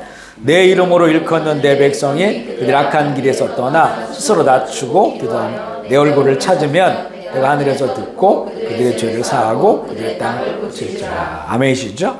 그러니까 이렇게 자기를 낮추는 것, 이건 가난한 마음이라. 예수님께서도 그 행복 8가지 복을 말할 때, 마음이 가난한 자는 복이 있나니, 이건 마음이 가난한 사람은 행복할 거야, 이런 뜻이죠. 천국이 너일 거야, 너에게 주어진다 라는 거죠. 그게 행복하다. 그러니까 하나님 앞에 나올 때는 정말 그 낮은 마음, 가난한 마음, 겸손한 마음, 그걸 어린아이 같은 이 상태라겠죠. 어린아이 같은 그런 마음으로 나와서 그 하나님을 찾는다고 하는 건 이거예요. 내가 주님 아니면 안 됩니다. 오직 주님만이 나에게 필요합니다. 주의 은혜가 없으면 난 살 수 없습니다. 이 마음이거든요, 이거. 저도 이제 주일날 이렇게 강당에 올라가면 보통 이런 기도 하거든요. 하나님, 나를 불쌍히 여겨달라고 하고, 내가 정말 하나님 필요합니다. 하나님 은혜 없으면 아무것도 할 수 없고, 그냥 존재 자체가 의미가 없습니다. 이렇게 기도하면 그렇게 눈물이 나요, 거기 보면. 그 은혜를 주시는 거예요. 은혜를 주시는 거예요. 감동이 되는 거예요. 그러니까 뭐 예를 들어서 그 바리새인 그 기도잖아요. 나는 저 사람처럼 도둑질하지 아니하고, 또 나는 무슨 안식일을 지키고 한 주 한 번씩 금식하고, 이거는 이미 자기의 높아진 마음, 나 이런 거 자랑하는 거죠. 알아달라고 자랑하는 거예요. 이 마음으로는 할 수 없다는 거예요. 그죠? 저 뒤에서 가슴을 치면서 나는 세리로서, 세리 당시에는 매국노죠. 손가락질 받고, 내가 이런 사람인데 내가 하나님 앞에 나왔습니다. 고개를 들지도 못하고 아버지를 부르지도 못하는 그의 그 기도를 들으셨다는 거잖아요. 하나님께서 그 마음을 얘기하는 거예요. 우리가 하나님 앞에 나갈 때는 바로 그 마음이에요. 그 마음. 그러니까 정말 지금 이 순간 하나님 없이는 내가 안 됩니다. 하나님이 너무 필요합니다. 내가 하나님 주신 것들이 있거든요. 그거 아무것도 아닙니다. 이 순간은 하나님만이 필요합니다. 하나님 은혜를 내가 구합니다. 이렇게 낮은 마음으로 나아갈 때 그걸 하나님께서 그 모습들을 기뻐하신다는 거죠. 또 이 정직한 마음이라는 것은 여호와를 신뢰하는 거예요. 신뢰, 그 믿음을 갖는 건데 그 여호와가 용서해 주시고 나를 도우시고 자비로우시고 나를 구원하시는 분이라고 하는 것을 신뢰하는 마음을 가지고 나가는 겁니다. 시편 30편 10절 11절입니다. 시작. 악인에게는 많은 슬픔이 있으나 너를 신뢰하는 인자하심이 두리구나. 너희 의인들아 여호와를 기뻐하며 즐거워할지어다. 마음이 정직한 너희들아 다 즐거이 아멘이시죠. 우리가 악인에게 많은 슬픔이 있지만 여호와를 신뢰하는 자, 신뢰, 믿음하고 신뢰 뭔가 좀 같은 의미인 것 같지만 뉘앙스는 좀 달라요, 그렇죠? 신뢰, 우리가 신뢰하는 관계다, 믿는 관계다.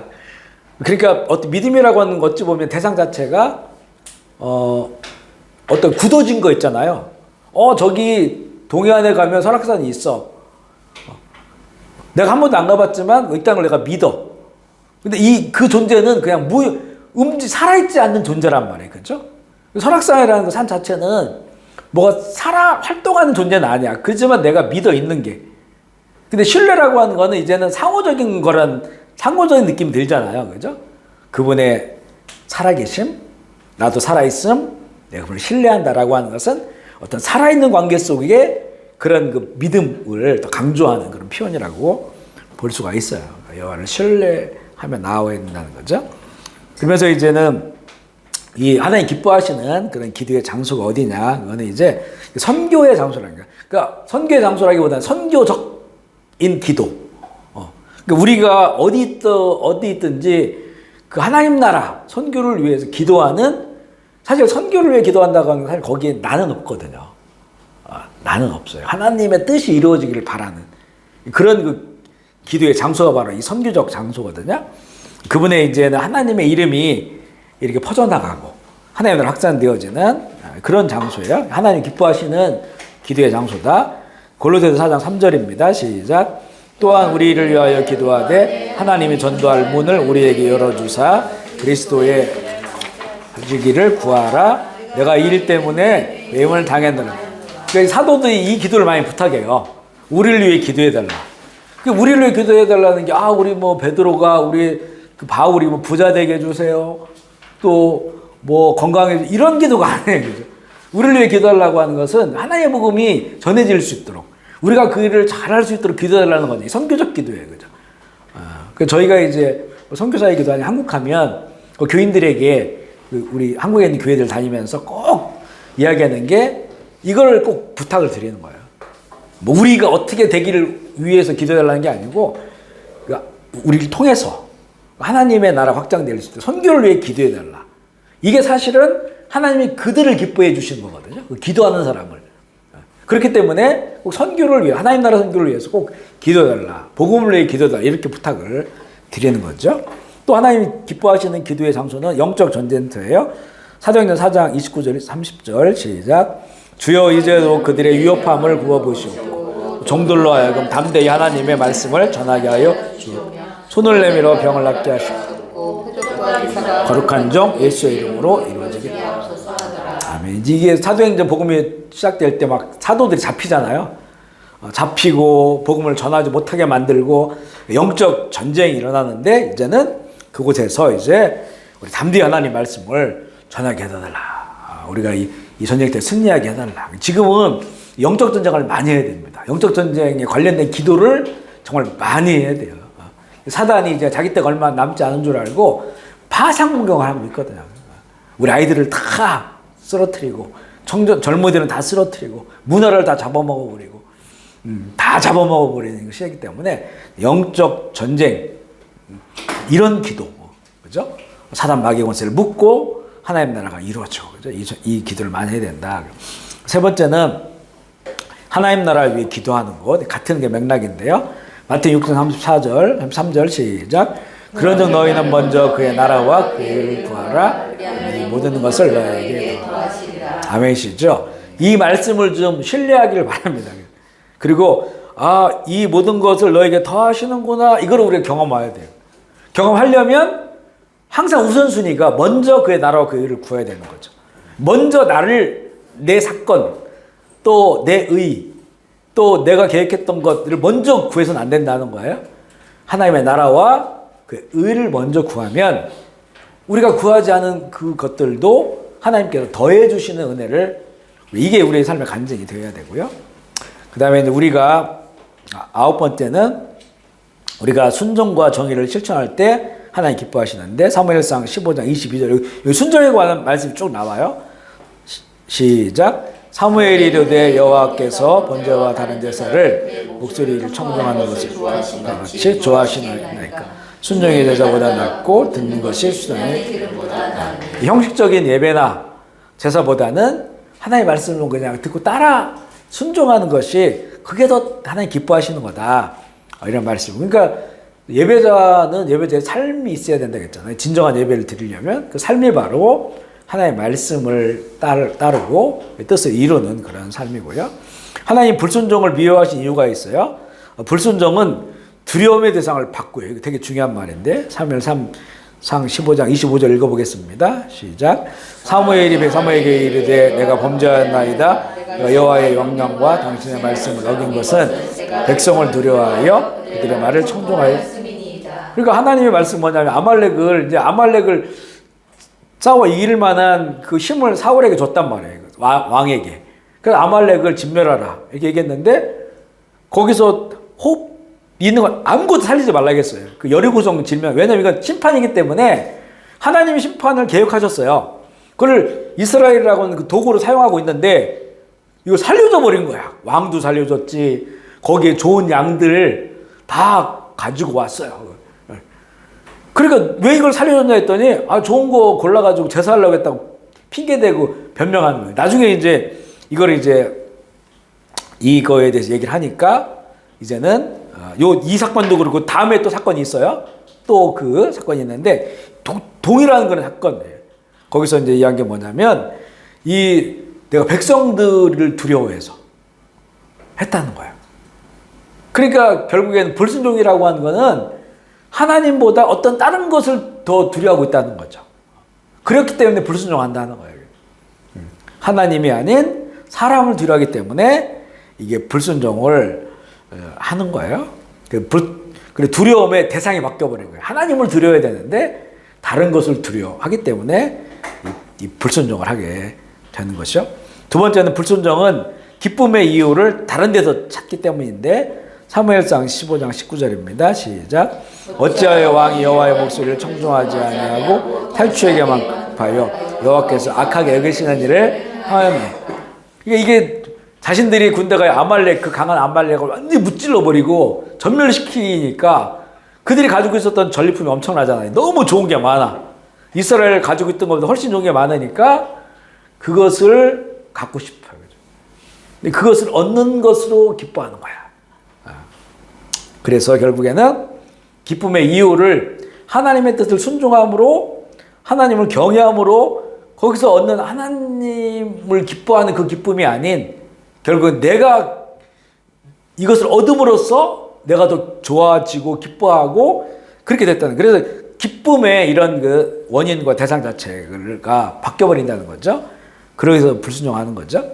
세 번째는 불순종은 올바른 대상에게 찬송을 드리지 않는다는 거예요. 사무엘상 15장 12절입니다. 시작. 사무엘이 사무엘을 만나려고 아침에 일찍 일어났더니 사무엘에게 말하여 이르되 사울이 갈멜에 이르러 자기를 위하여 기념비를 세우고 발길을 돌려 길갈로 내려갔다. 이 모든 전쟁이 하나님의 전쟁이고 하나님 승리하게 해주셨거든요. 하나님 전쟁을 하라 해서 했고 승리를 했는데 결국 사울은 자기의 기념비를 세웠어요.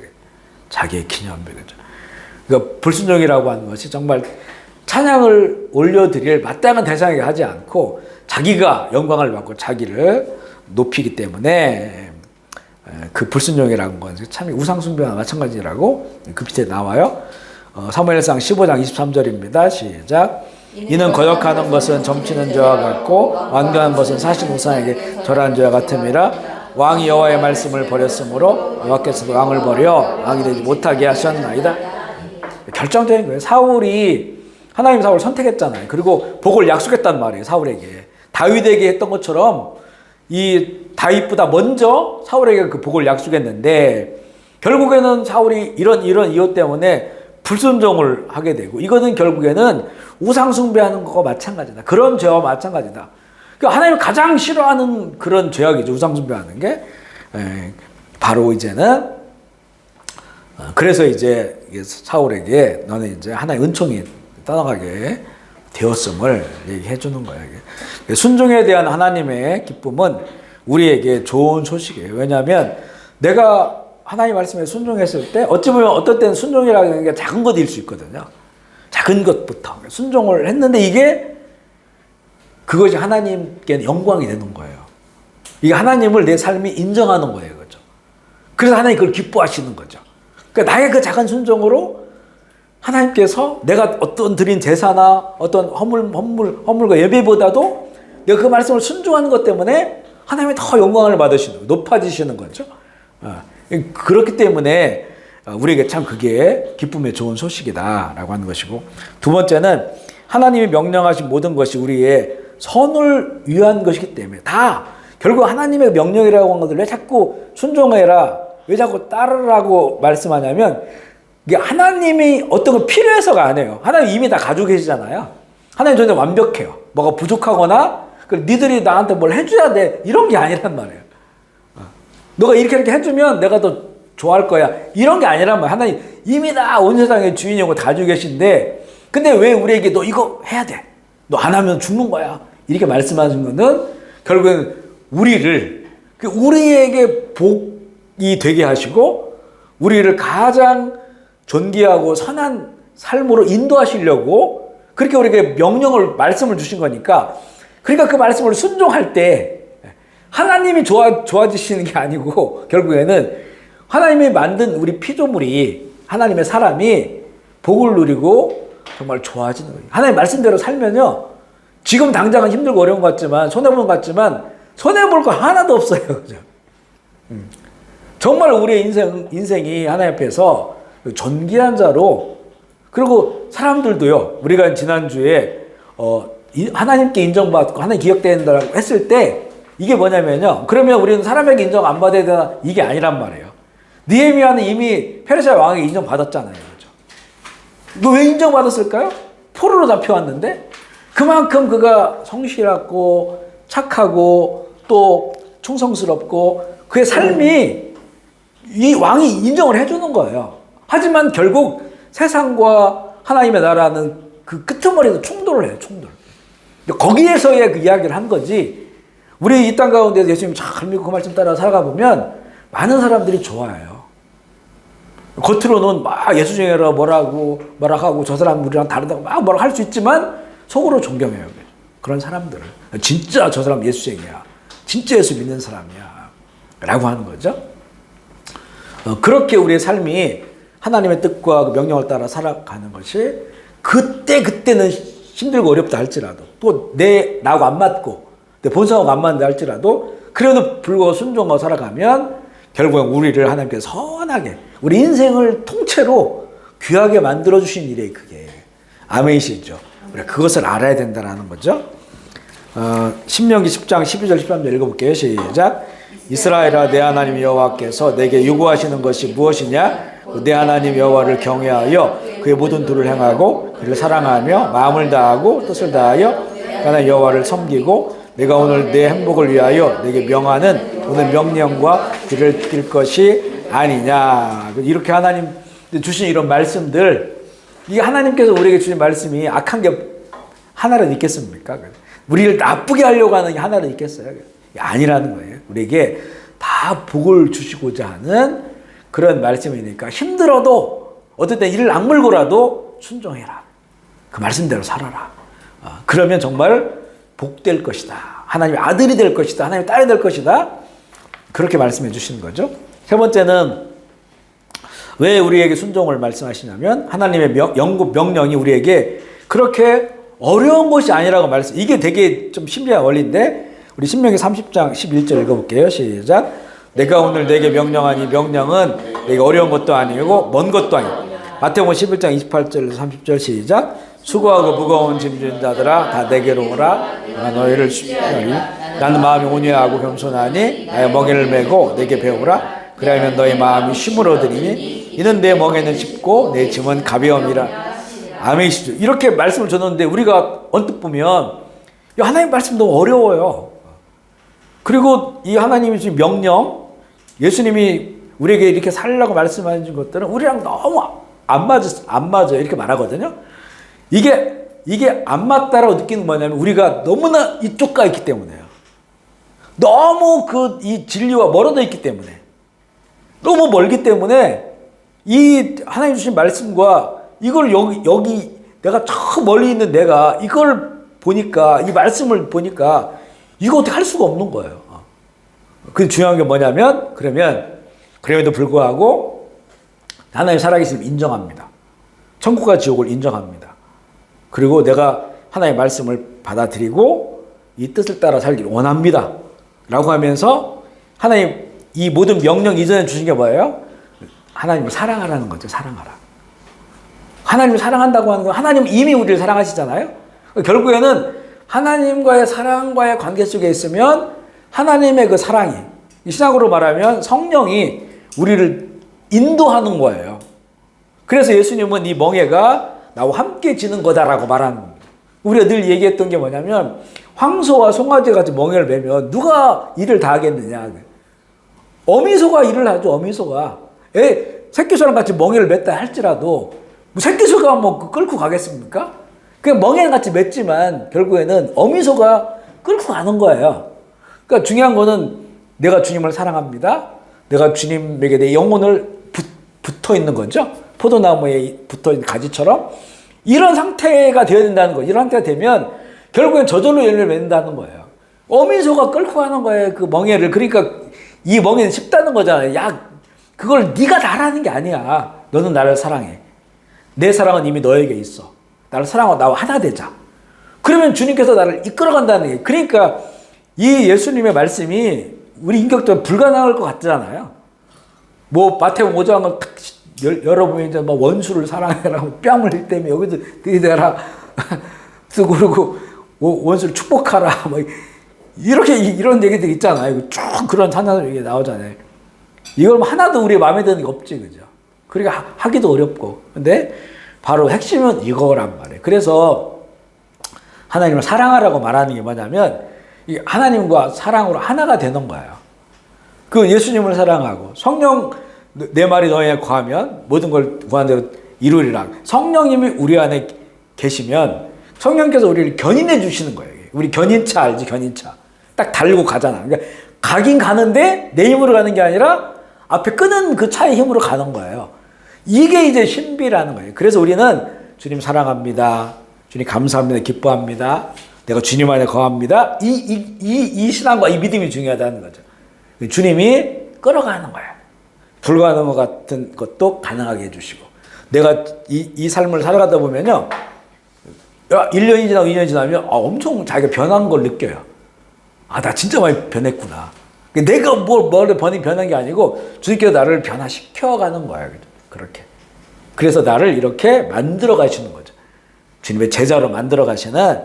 그렇기 때문에 이 일이 쉽다. 이렇게 말씀을 하시는 거고요. 4번은 하나님이 기뻐하시는 순종이 믿음의 순종이기 때문에라는 건데, 이 좋은 소식은 구원하는 믿음이 본질상 인생을 변화시키는 능력이라는 거예요. 그리고 복음이라고 하는 거는 우리가 복음을 받아들이잖아요. 내가 이제 받아들인다고 하는데 이거는 예수 그리스도께서 우리에게 구원을 주시는 거잖아요. 그걸 받아들이는 거예요. 그러면 그 속에서 우리는 이 구원이 온 것이 그 근원이 주님이잖아요. 주님의 것을 우리가 받았단 말이에요. 그 사랑과 그 은혜를 받았단 말이에요. 그러면 그 안에서 살아간다고 하는 것은 우리의 삶이 이제는 예수님처럼 변해가는 거예요. 우리가 문제가 뭐냐면 이 연합이 안 되니까 분리되어 있어요. 교회만 다니는 거예요, 그거는.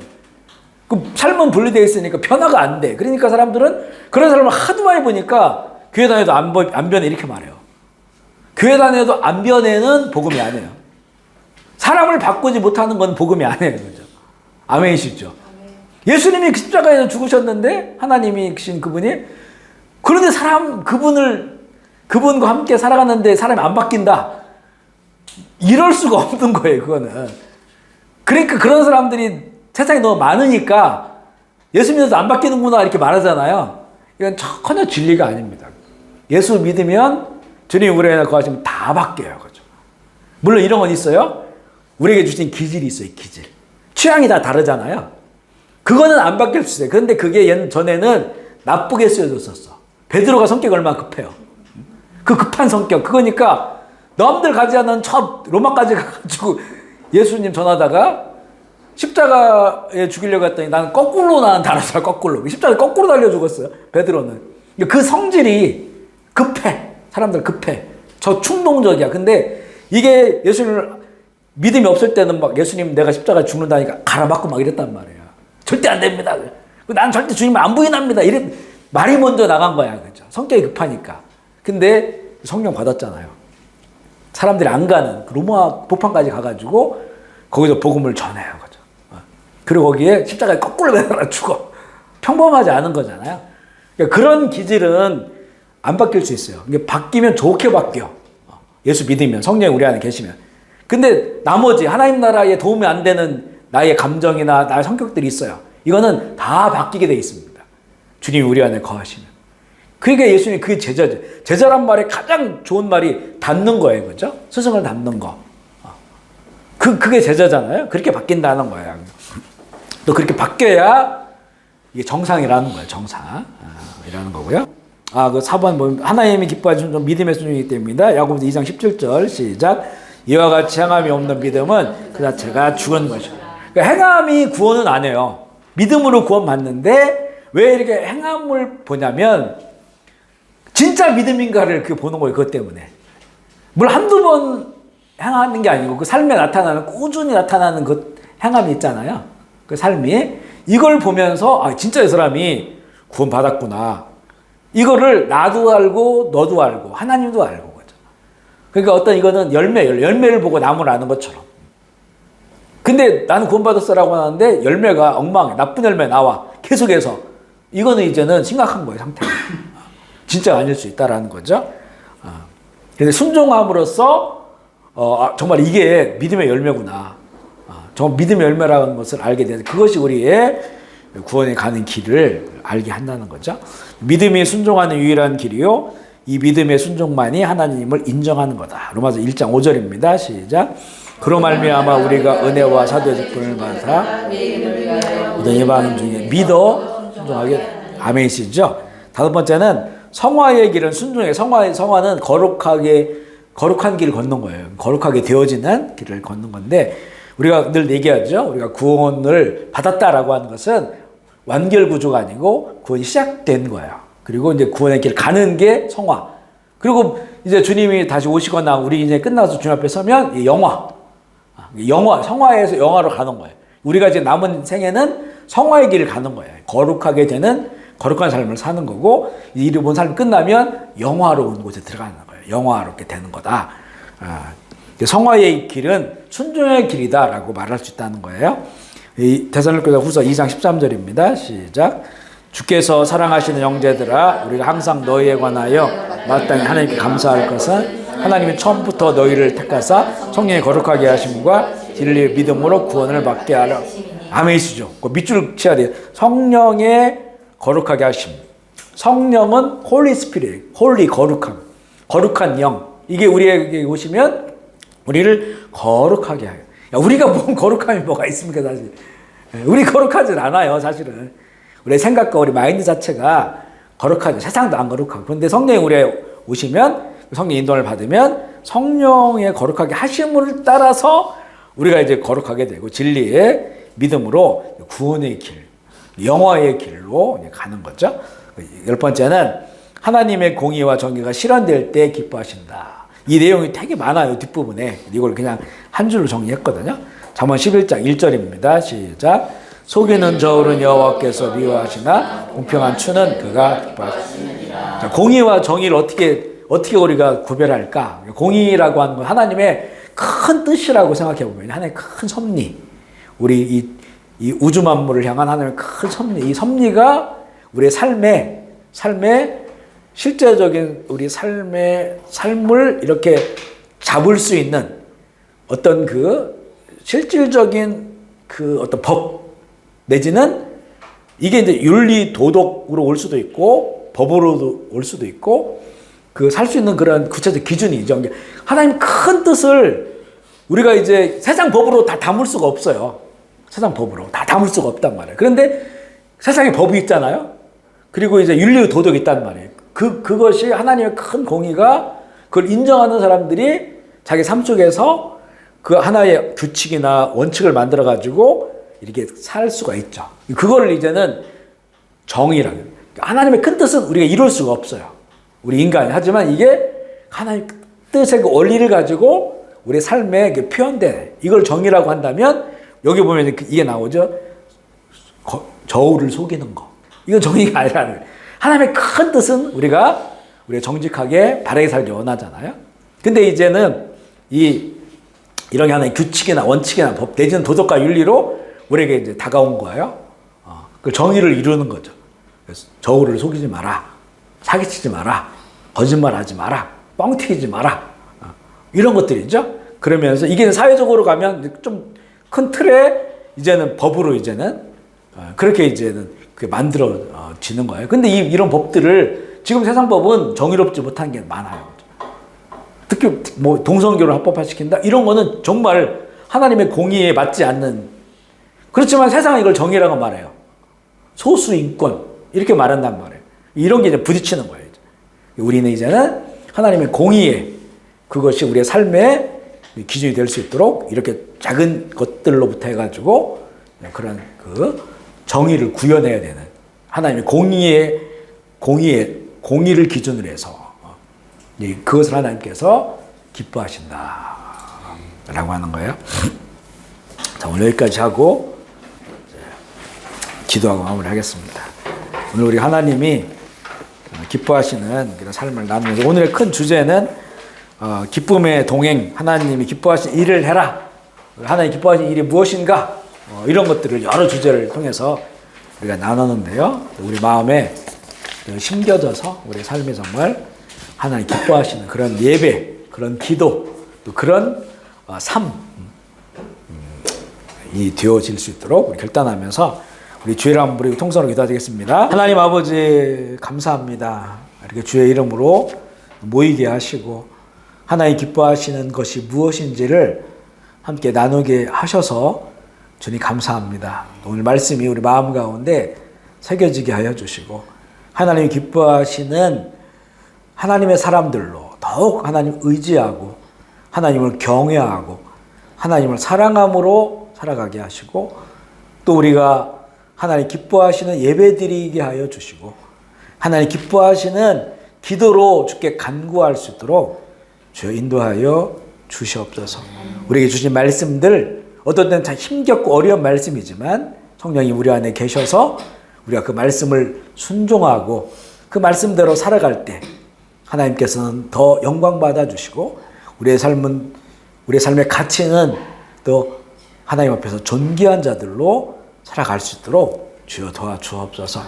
우리 푸른빛 제일교회가 한마음 한뜻으로 우리 어린아이로부터 모든 작년에 이르기까지 그렇게 하나님의 기쁨이 되기를 원하고 또 우리가 하나님을 더 기뻐하는 하나님의 귀한 자녀들 되기를 원합니다. 주님 도와주시옵소서. 오늘 이렇게 귀한 처소를 허락하셔서 감사합니다. 주님 이 하나님의 기업 가운데도 하나님의 기쁨이 늘 항상 함께하여 주시고 또 하나님 기뻐하신 아름다운 일들이 이 기업 가운데 충만하게 하여 주시옵소서. 감사하며 우리 구주 예수 그리스도의 이름으로 기도합니다.